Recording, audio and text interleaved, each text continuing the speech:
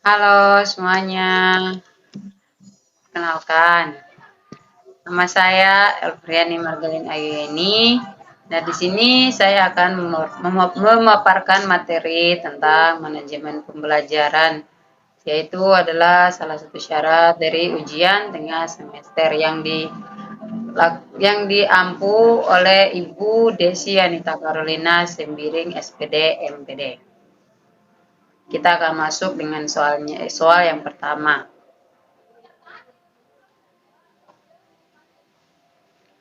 Soal yang pertama yaitu apa yang dimaksud dengan pembelajaran kolaboratif dan bagaimana manajemen pembelajaran dapat memfasilitasi kolaborasi efektif di antara siswa dalam lingkungan kelas.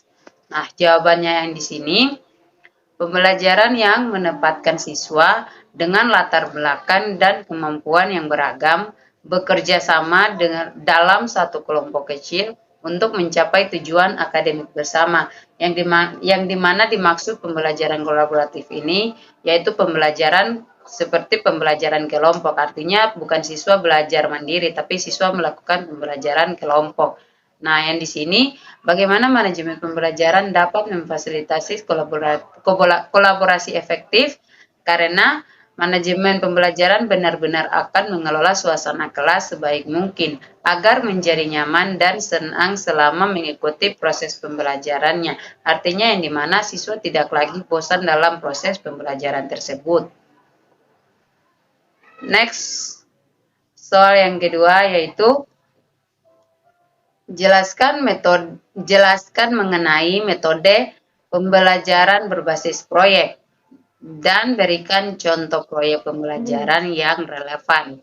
Nah, jawabannya yaitu pembelajaran berbasis proyek adalah metode pembelajaran yang menggunakan proyek atau kegiatan sebagai media, seperti peserta didik melakukan eksplorasi, penilaian, interpretasi, sintesis, dan informasi untuk menghasilkan berbagai bentuk hasil belajar. Contohnya yaitu ada 4 contoh di sini. Yang pertama, proyek video, yaitu di mana proyek ini akan mendorong si murid untuk berkomunikasi dengan teman-temannya dalam menentukan siapa yang meriset topik tersebut dan siapa yang menulis alur cerita dan juga siapa yang merekam video tersebut. Nah, poin yang kedua yaitu proyek penelitian, yang dimana murid diberikan pilihan untuk memilih topik apa yang saat ini sedang banyak diperbincangkan dan masih berkaitan dengan mata pelajaran. Nah, setelah memilih topik, mereka diminta untuk menuliskan hal-hal apa yang mereka temukan atau mempresentasikannya di dalam kelas tersebut. Nah, poin yang ketiga yaitu proyek kesenian, yang dimana kreativitas murid akan didorong untuk menciptakan sebuah hasil kesenian sebagai contoh menugaskan murid untuk menghias dinding sekolah. Next, kita akan masuk ke soal yang ketiga, yaitu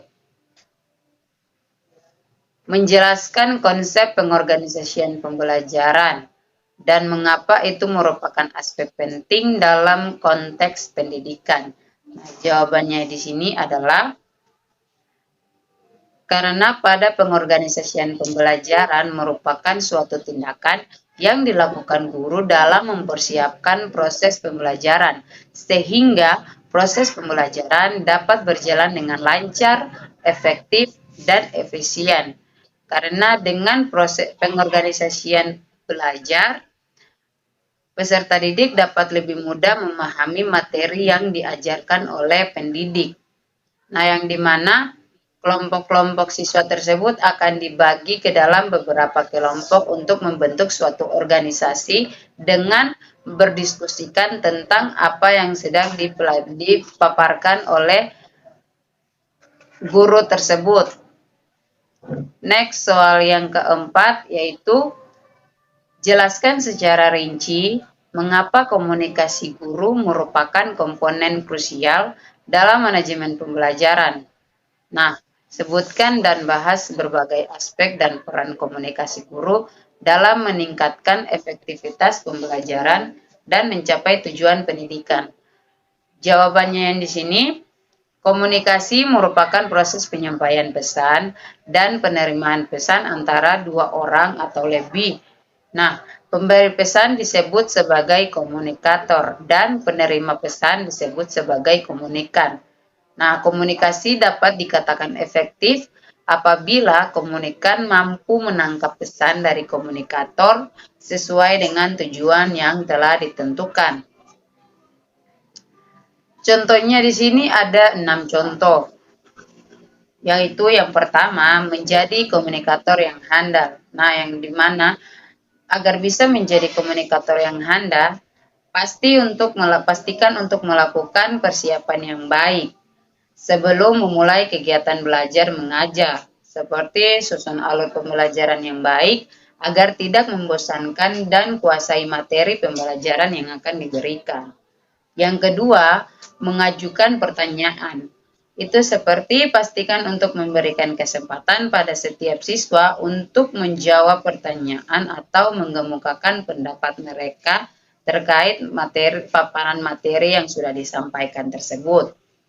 Poin yang ketiga yaitu menerapkan metode belajar diskusi, yang dimana metode diskusi ini adalah kegiatan pembelajaran yang melibatkan peserta didik untuk dapat aktif menyampaikan pendapat atau gagasan yang ada untuk bisa memecahkan sebuah permasalahan tersebut.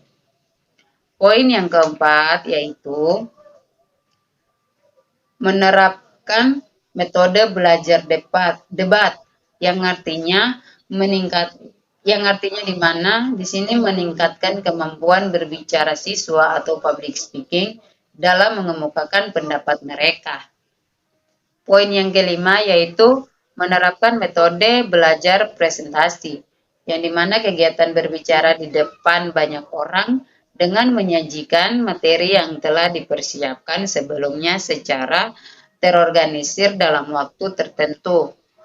Poin yang keenam yaitu menjadi pendengar yang baik dan aktif. Nah, artinya menjadi pendengar baik bisa mengerti apa yang dikatakan di balik sebuah pesan. Misalnya ketika guru memberikan kesempatan pada siswa untuk berbicara, berarti guru perlu menjadi pendengar yang baik untuk mereka. Selain itu juga, guru juga perlu menjadi pendengar yang baik untuk mereka. Next, soal yang terakhir atau soal yang kelima yaitu berikan kesimpulan akhir dari pemahaman Anda mengenai pentingnya manajemen pembelajaran termasuk peran guru, peserta didik, materi ajar, dan metode pembelajaran. Nah, di sini karena materi pembelajaran merupakan kegiatan yang sangat urgen dalam kegiatan pembelajaran, maka dengan guru menguasai materi pembelajaran dapat memperluas cakrawala berpikir anak didik. Nah, tujuan dari mempelajari manajemen pembelajaran ini adalah untuk memperoleh cara, teknik, dan metode yang baik, yang sebaik-baiknya dilakukan. Sehingga sumber-sumber yang sangat terbatas seperti tenaga, dana, fasilitas, material maupun spiritual guna mencapai tujuan pembelajaran secara efektif, karena di mana guru berperan sebagai pengelola pembelajaran, bertindak sebagai fasilitator yang berusaha menciptakan kondisi belajar mengajar yang efektif, terus mengembangkan bahan pembelajaran dengan baik dan meningkatkan kemampuan siswa untuk menyimak pembelajaran dan menguasai tujuan pembelajaran demi peningkatan mutu pendidikan. Oke, sekian penjelasan dari saya terkait paparan beberapa soal dari manajemen pembelajaran. Semoga penjelasan ini menjadi manfaat bagi teman-teman semuanya. Shalom.